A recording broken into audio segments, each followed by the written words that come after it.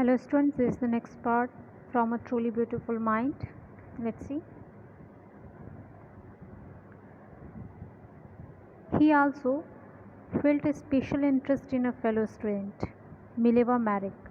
मतलब पहले हमने पढ़ा था, but science was not the only thing that appealed to the dashing young man with the walrus mustache. मतलब कि साइंस ही नहीं थी एक ऐसी चीज़ जिसको वो बहुत इंटरेस्टेड, इसके अलावा भी कुछ चीज़ें थी जिसमें उनको इंटरेस्ट था, यहाँ तक कि ही also felt A special interest in a fellow student.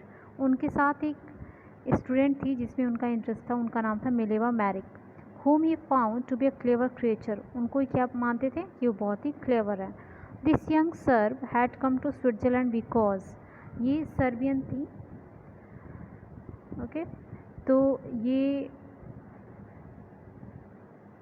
जो स्विट्ज़रलैंड से आई थी, because the university in Zurich was one of the few in Europe, क्योंकि वहाँ की जो यूनिवर्सिटी यूरोप की कुछ यूनिवर्सिटी में से एक where women could get degrees, जहाँ से जो वुमेन थी वो डिग्रीज पाती थी, जिन्हें वहीं से डिग्रीज मिलती थी। यूरोप के ही कुछ ऐसे यूनिवर्सिटी थी। Einstein sign her an ally against the Philistines, तो आइंस्टीन को उनमें कहीं ना कहीं अपना एक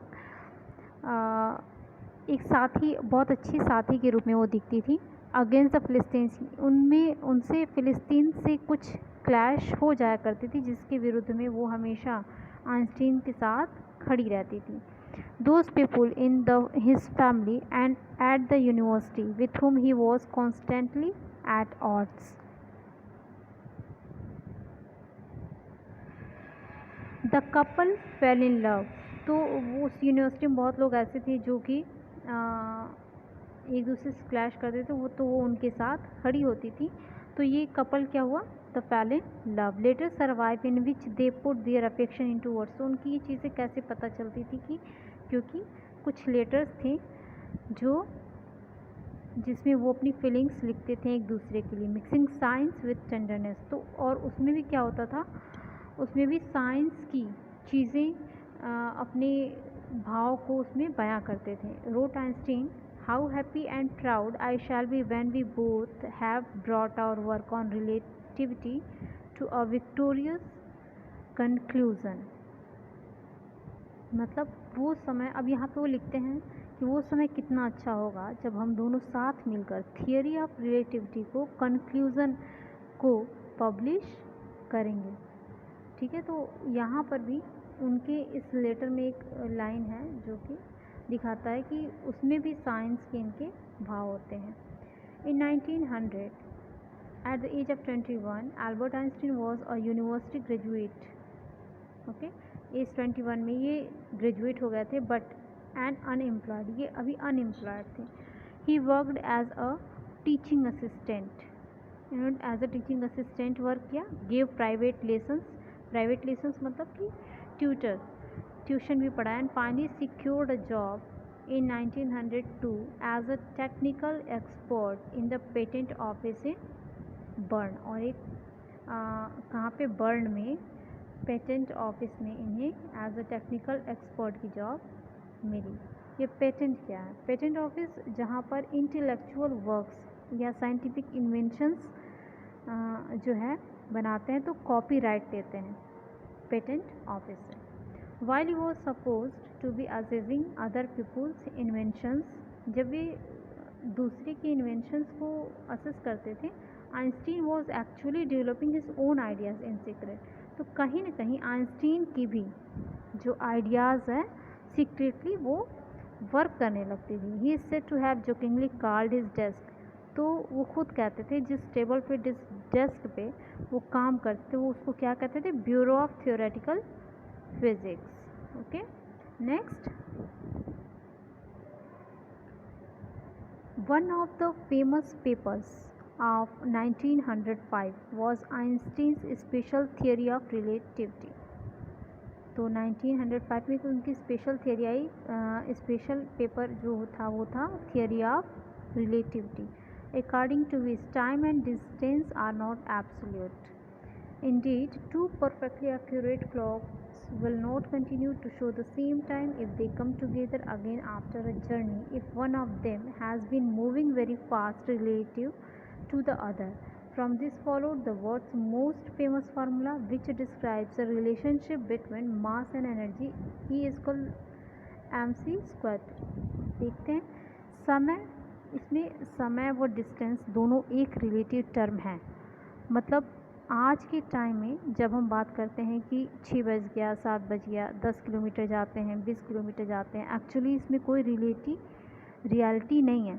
वही जगह हो सकता है कि किसी से 10 किलोमीटर हो और दूसरी जगह से 15 किलोमीटर की दूरी पर हो उसकी डिस्टेंस, तो बाकी जगहों से ये वैरी कर रही हो, उसके लिए कोई फिक्स वैल्यू नहीं है। मतलब वो रिलेटिव टर्म है।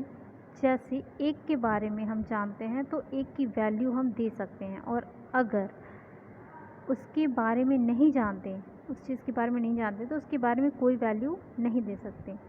मान ले हम बनारस और दिल्ली की बात कर रहे हैं, तो अगर हम बनारस की पोजीशन को जानते हैं तो हम दिल्ली की पोजीशन की डिस्टेंस को बता पाएंगे, और अगर हम बनारस की पोजीशन नहीं बता पाते हैं, नहीं पता है हमें, तो हम दिल्ली की पोजीशन को उसके रिलेटिव नहीं बता पाएंगे। ये इस तरीके से इन्होंने टाइम के बारे में कहा कि टाइम भी एक रिलेटिव टर्म है। मतलब दो घड़ी दोनों साथ चलना शुरू करे और एक की सुई थोड़ा तेज़ और एक की थोड़ी धीमी, और कुछ समय बाद जब दोनों घड़ियाँ फिर से उसी जगह पर आएँ जिस पोजीशन में उन्होंने स्टार्ट किया, तो दोनों एक समय नहीं दिखाएंगी, समय अलग अलग होगा। तो ये थियरी ऑफ रिलेटिविटी है। Okay, in this mathematical equation E stand for energy, M for mass and C for the speed of the light in a vacuum. अब यहाँ पे एक और इन्होंने दिया है इसको समझाने के लिए, when you sit with a nice girl for 2 hours, अगर आप एक अच्छी सी लड़की के साथ 2 घंटे बैठते, इट सिम्स लाइक 2 मिनट्स, तो ये 2 मिनट के समान लगता है। When you sit on a hot stove for 2 minutes, अगर